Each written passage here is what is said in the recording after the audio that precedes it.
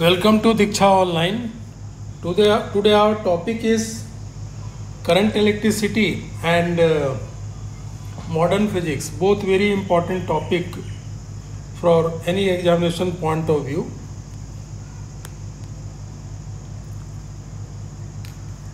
So let us first begin with current electricity.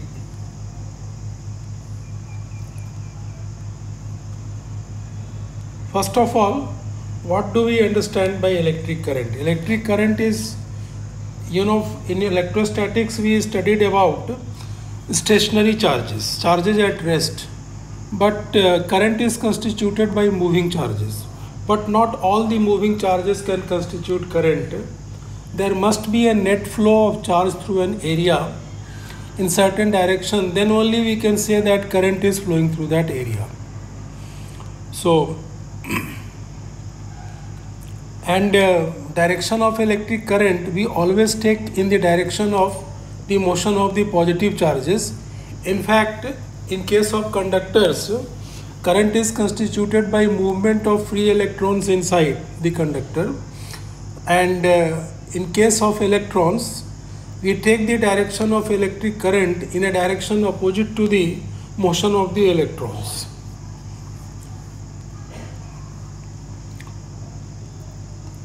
And current is, we define it as rate of flow of charge, dq by dt.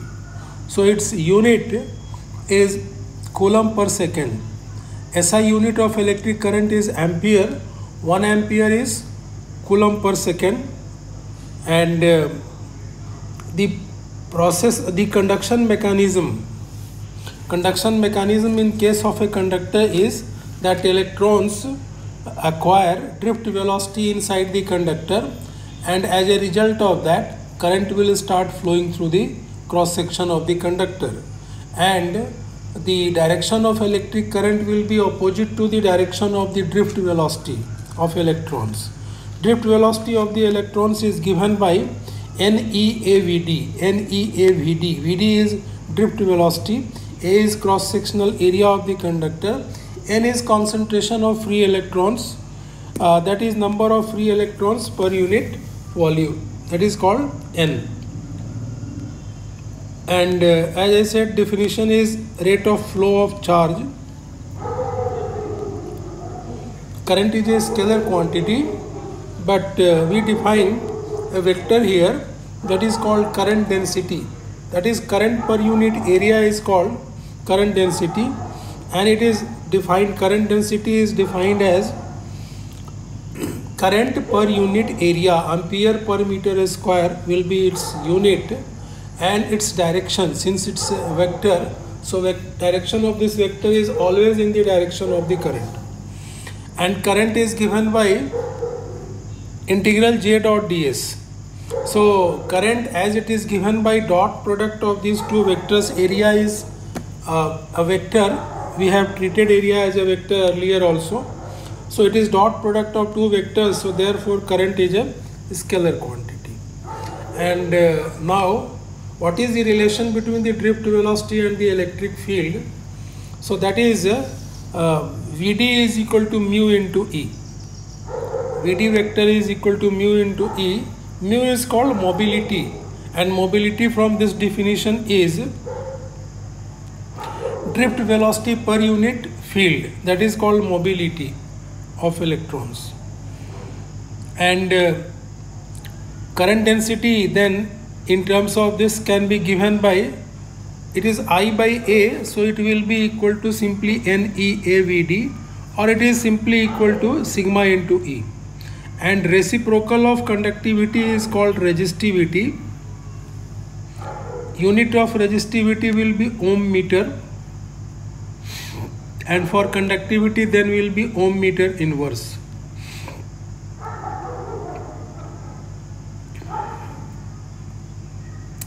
Then we come to electrical resistance. It is the property of the conductor or property of any substance by virtue of which opposes the flow of charges through itself is called electric resistance. Of course, it depends upon geometry of the object, temperature, internal structure etc.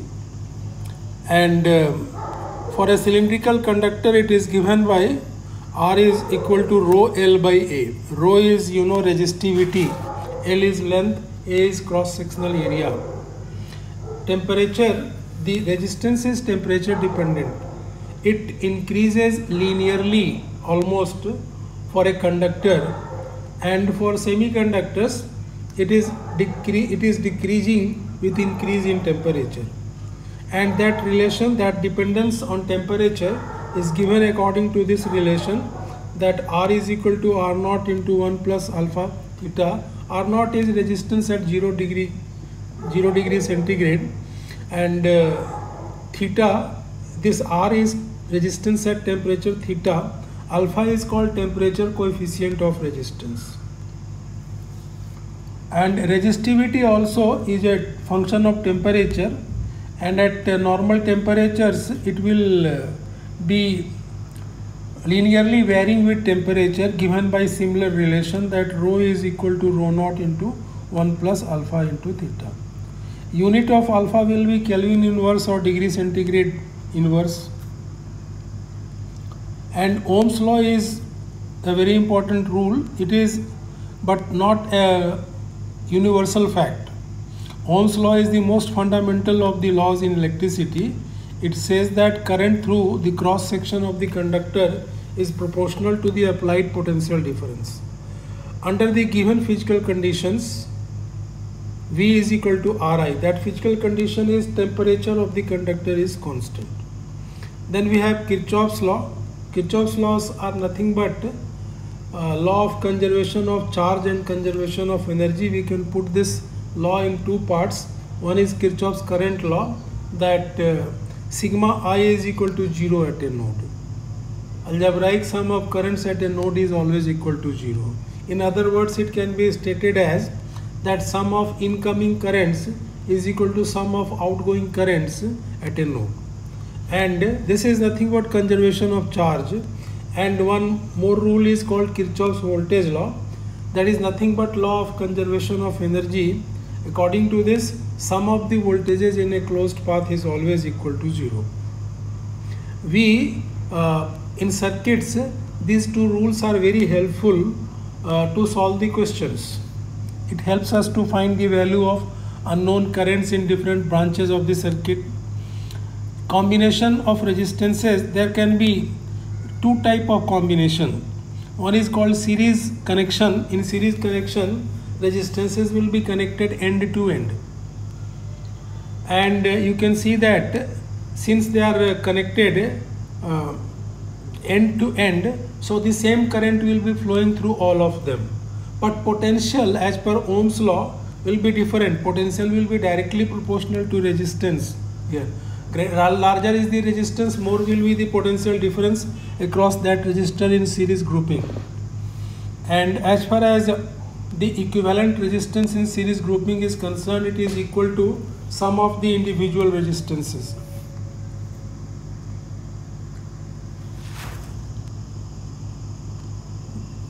If resistances are in parallel grouping we say only when that one end of all the resistances are connected at one point and remaining ends connected at some other point. This type of grouping will be called parallel grouping of resistances. Parallel grouping will be done when resistance has to, we want to reduce the resistance in a situation. Equivalent resistance in this parallel grouping is given by this reciprocal formula, that 1 by R is equal to 1 by R1 plus 1 by R2, like that. And in parallel grouping, potential across all the resistances will be the same, but there will be division of current, that is I will be equal to I1 plus I2 plus I3, like this. And one more important point, in parallel grouping, current through the resistors will be inversely proportional to resistance. So smaller the resistance, more will be the current through it. And EMF of a cell drives electric current in the circuit, does not drive charge, but it is responsible for the charge to flowing in a closed path. and current is given by E by R plus R. E is the EMF of the battery, capital R is the external resistance, small r is the internal resistance of the battery. Internal resistance of the battery depends upon so many factors. It depends upon concentration of the electrolyte solution, separation between the electrodes, surface area of the electrodes, and temperature of the electrolyte also.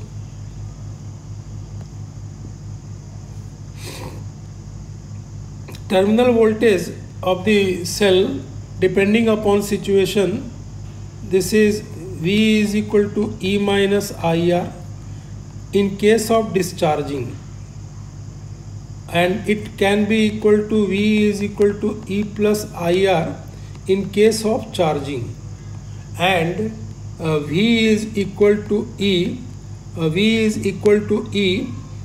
this will be V will be equal to E when no current is drawn, open circuit condition, and V will be equal to 0 in short circuit condition. So it is not that the potential difference across the terminals will be equal to E or will be less than equal to E. It can be equal to E, it can be less than E, it can be greater than E, it can be even equal to 0. That will all depend upon situation. If the cells are grouped in series, then current delivered by the series grouping of cells is given by this formula, Ne by R plus Nr. R is small r is internal resistance of one cell, and N is number of cells, E is EMF of the identical cells. And if Nr is very small compared to capital R, that is external resistance, in that case I is equal to Ne by R, that is N times the current delivered by one cell. And in case of parallel grouping, current will be given by this relation, and this is beneficial when M into R is very small compared to R. And then we can have mixed grouping also. Mixed grouping, that some cells will be grouped in series and their group will be connected in parallel. So this type of grouping is called mixed grouping, and for this grouping to deliver maximum current, condition will be equal to that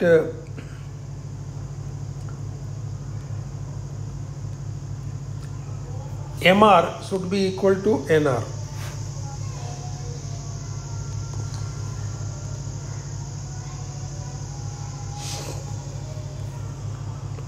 And this current will be maximum under this condition, that N into R is equal to M into R.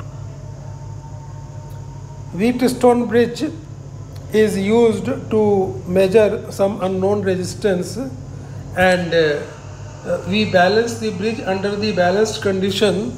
We can say that condition for balance is that the product of the resistances which are in front of each other becomes equal when the bridge is balanced.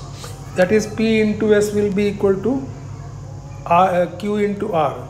Product of opposite arms are equal. Potentiometer is a device that measures potential difference between 2 points accurately. There will be other applications of potentiometer also. It can be used to compare the strength of the two cells. It can be used to measure internal resistance of some cell. So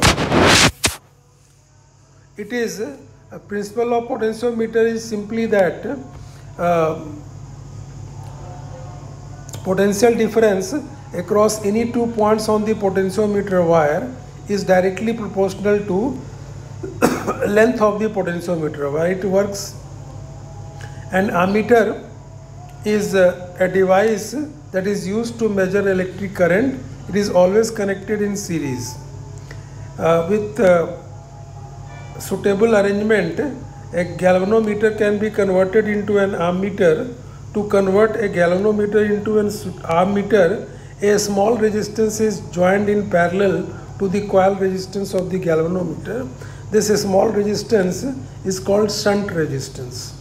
So the effective resistance of this ammeter will be the coil resistance and shunt resistance in parallel. And for a certain current I, what should be the value of the shunt resistance? We can calculate according to this relation that S is equal to IGRG by I minus IG. And voltmeter is a device which is used to measure potential difference between 2 points in a circuit, and voltmeter is always connected in parallel. Voltmeter, to convert a galvanometer into a voltmeter, we always connect a high resistance in series to the coil resistance, and the V is given by this formula, that is voltmeter reading, that is Ig into R plus Rg. Rg is the resistance of the coil of the galvanometer and R is the external resistance. And for an ideal voltmeter, R, that is external resistance, should be tending towards infinity. Power is defined as a rate of doing work. And of course, to maintain current in a conductor, applied electric field has to do work. It exerts force on the electrons move, in the process work will be done by the electrical forces, and work done per unit time is called electrical power. So it may be given as V into I, voltage into current. It may be written as I square into R also. It may be written as V square by R also. Heating effect of current, a current flowing through a conductor, then the conductor gets heated, its temperature increases, and the energy that is converted into heat is given by VIT, that is Joule's law, or in terms of current it can be written as I square RT, or we can also write V square by power into time, basically we are writing. If the current is varying with time, then heat developed due to flow of current should be calculated according to this relation, integral I square R dt. We have some commercial units of energy also, that is kilowatt hour, that is termed as 1 unit, and 1 kilowatt hour in terms of joules will be 3.6 into 10 to the power 6 joules. Cathode rays, that is nothing but electron beam.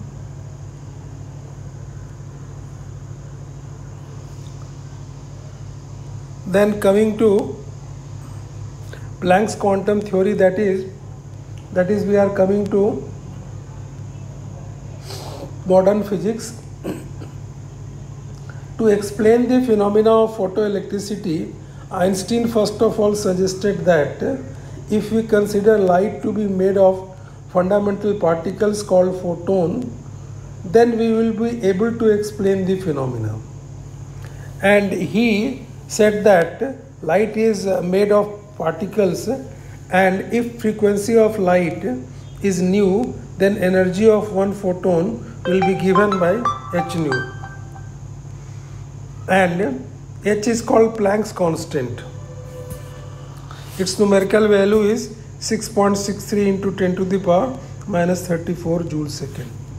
And what is this phenomena? That when light is incident on a metal plate, electrons can be ejected from the metal plate. Emerging electrons are called photoelectrons, and phenomena is called photoelectric effect.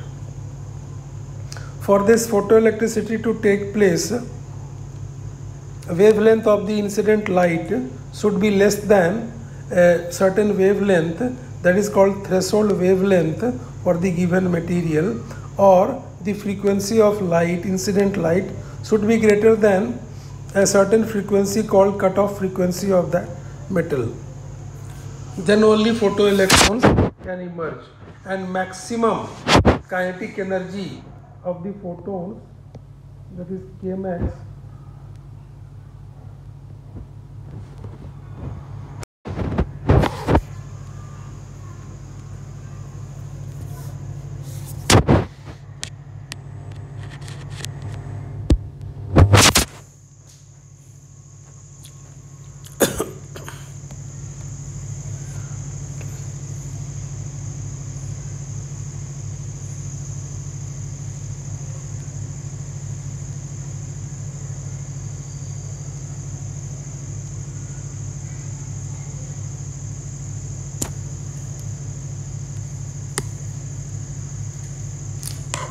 Kmax is given by h nu minus phi.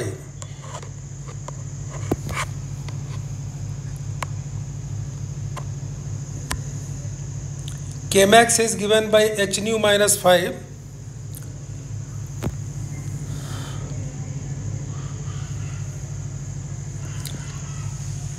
Stopping potential is that potential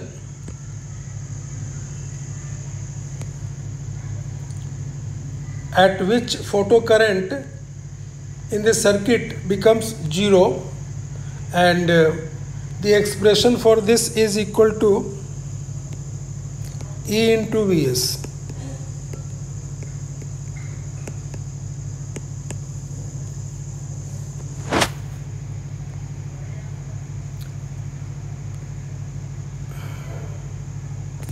This is the angle of maximum reflection given by, this is proving diffraction of electrons, proving the wave nature of the electrons. Now coming to atomic models, so many atomic models are there, but worth mentioning is Rutherford's atomic model and more successful Bohr's atomic model.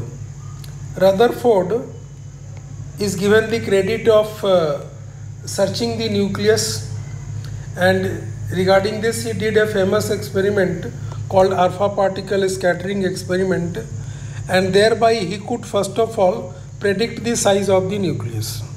So Rutherford suggested an atomic model that he devised circular orbit to the electrons.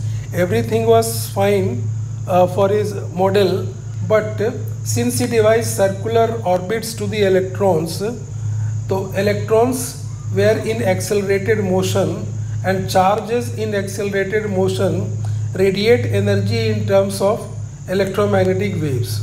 So his electrons should spiral into the nucleus, and stability of the his atomic model was not proven.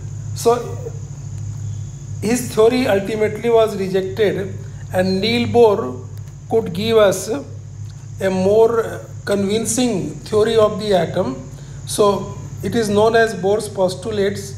He also suggested the circular orbits for electrons, but he said that he brought the idea of stationary orbits. He said that electrons moving in these orbits will not radiate energy as expected from Maxwell's law. So saying this, he tried to explain the dynamics of the electrons, that why these electrons will not fall into the nucleus. He brought the idea of quantization inside the tiny world of the atom. He said that even the angular momentum is quantized inside the atom and is always integral multiple of h upon 2 pi.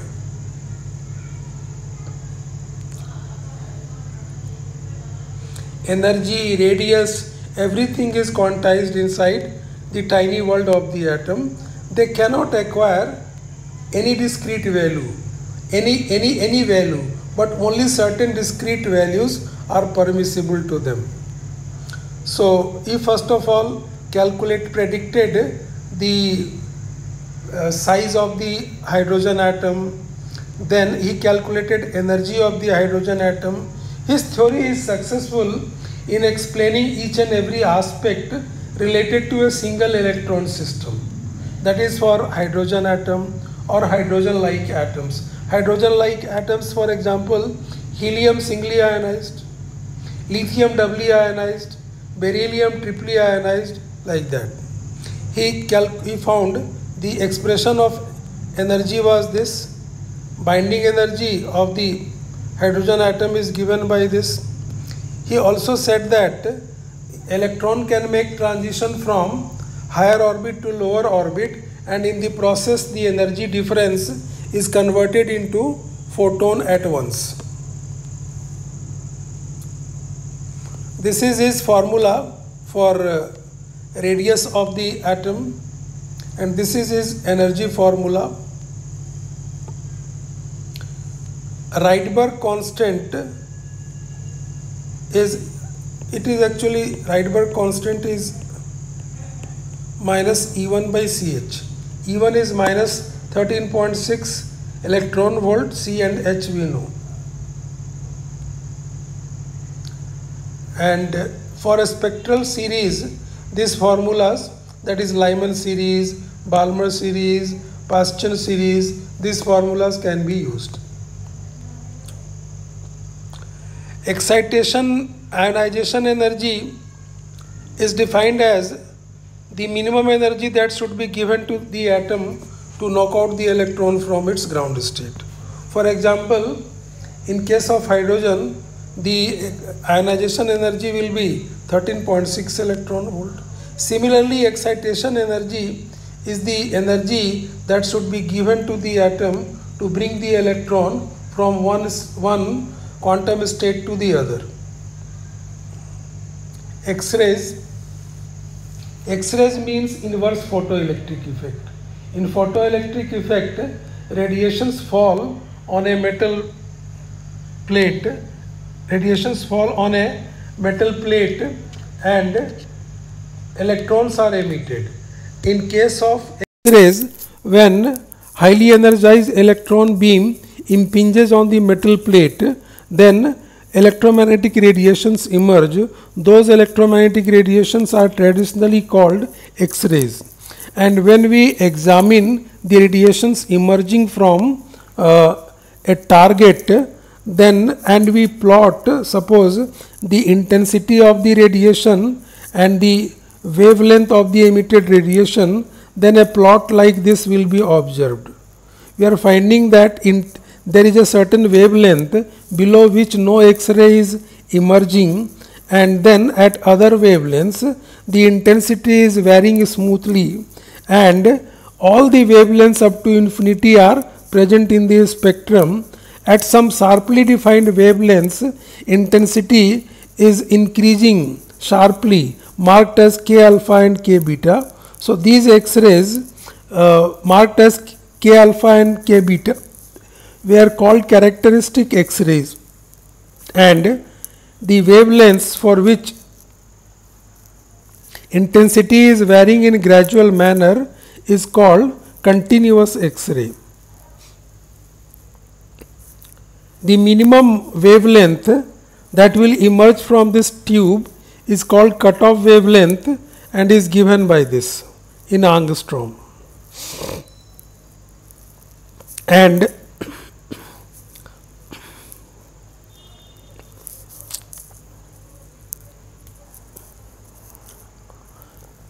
this is Moseley's law. This is used to find atomic number of all the elements. Moseley actually did this. He measured the wavelength of the K alpha X-rays for all the elements, and from that he could back calculate the atomic number. So therefore, thereby he modified the periodic table. Periodic table now we have on the basis of atomic number. This work was done by the German physicist Moseley.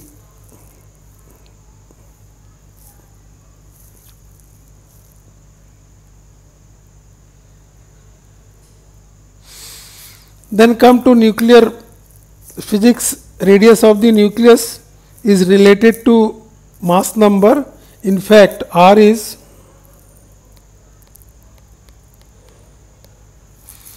A is mass number.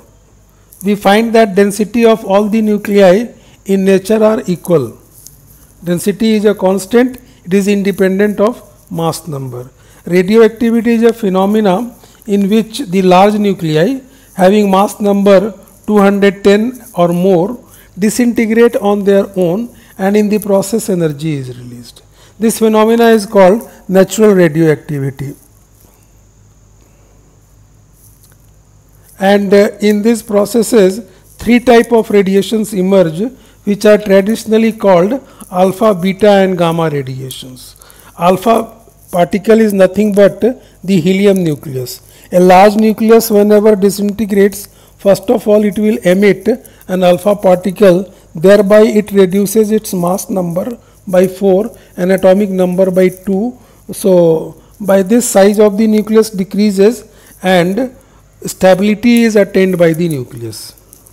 And after alpha decay, it is followed by beta decay.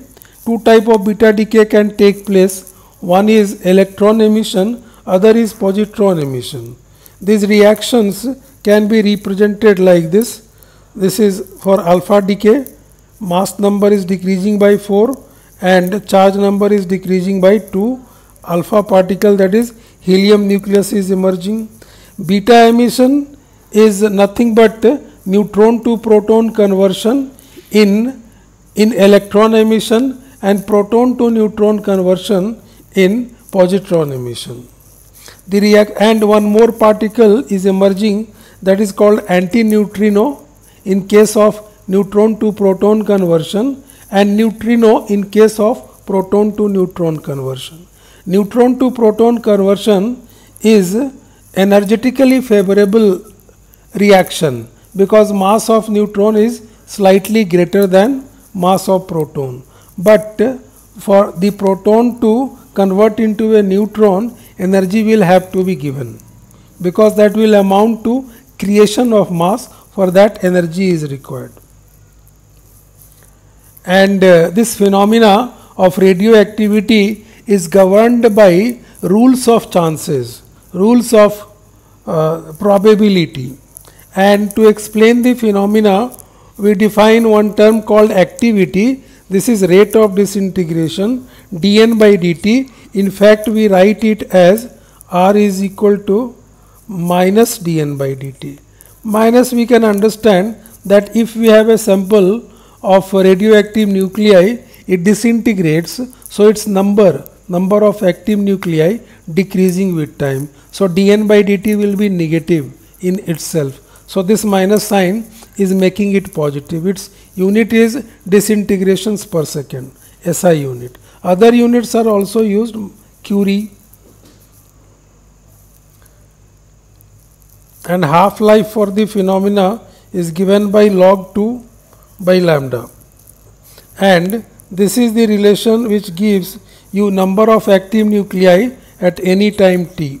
Lambda is called disintegration constant or decay constant.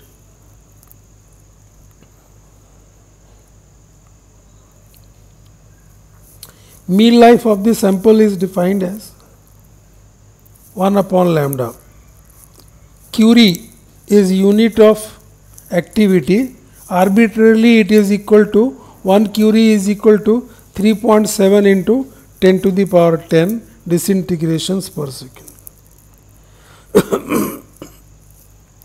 So mass is equivalent to energy and 1 AMU is equivalent to 931 million electron volt. And mass defect and binding energy. So whenever a nucleus is formed, mass is lost, that is converted into energy, which is called binding energy of the nucleus. It is given by mass of reactants minus mass of the product nucleus into C square. So that is how we can calculate, and loss in mass is called mass defect. So binding energy is given by this formula. Binding energy per nucleon is binding energy divided by mass number. Fission and fusion reaction, in which energy will be released, and then we come to the questions.